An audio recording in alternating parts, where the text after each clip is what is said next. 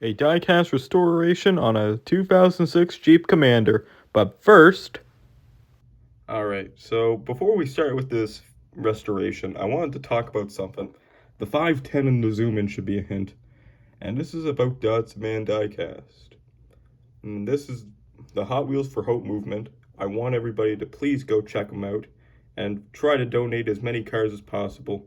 Even if you can only donate a car or a couple cars, anything will help. Get in contact with Mark from Datsunman Diecast at hotwheelsforhope@gmail.com or contact Datsunman Diecast himself, and I guarantee you he'll help with you too. So his channel link will be in the description, and please, I just ask for you to go check out this movement for the Seattle Children's Hospital. Alright, to the restoration now. We are working with a pretty rough shaped car. It's a generic brand, and there's quite a few marks all over it, and a lot of flea bites. What we gotta do first is drill out the rivets. Actually, there is only one rivet on this car, and there's usually, on the other side, it's just a hatch which keeps in the back part of the car. As I try my best to drill this on camera, my camera does fall, so I didn't get any of it really, other than that tiny bit. Here's what the car looked like after. It was pretty dirty on the inside and outside, and it was pretty clear that this car did receive quite a bit of love when the last person who owned it had it. And if you're wondering where I get a lot of my where I can restore a lot of these cars, I get them from my local thrift stores like Goodwill or Value Village in Canada.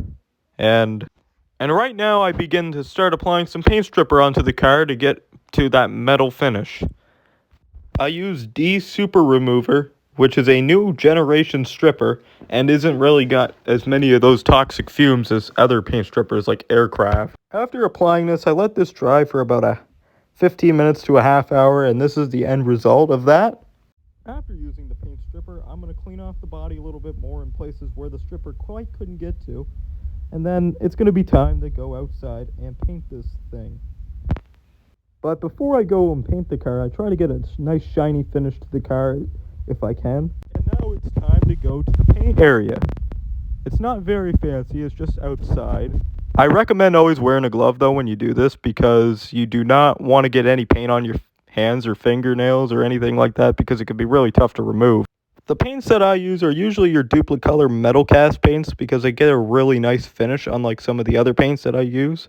However, when it comes to these paints, you're going to want to use them outside, which is what I recommend the best. Another thing I recommend is if you are new and you don't have much space outside, you could always just use a room with a nice window where you could circulate air. And while the paint was drying, I decided to paint the rims of the wheels back to its silver. For this, I used nail polish as well as cleaning the base as well. And this is what the paint looked like after I was done letting it dry. And now I realized it was time to move on to further detailing on the car. And when I was done that, this is what the result was with the lights and the grille. For paints that I use on the car, I use much finer paints to get better detailing that will last a bit longer. And then after this, I put the car back together. And this is what it looked like before. But I know you've seen this already, so it's time to look at what the car looked like after.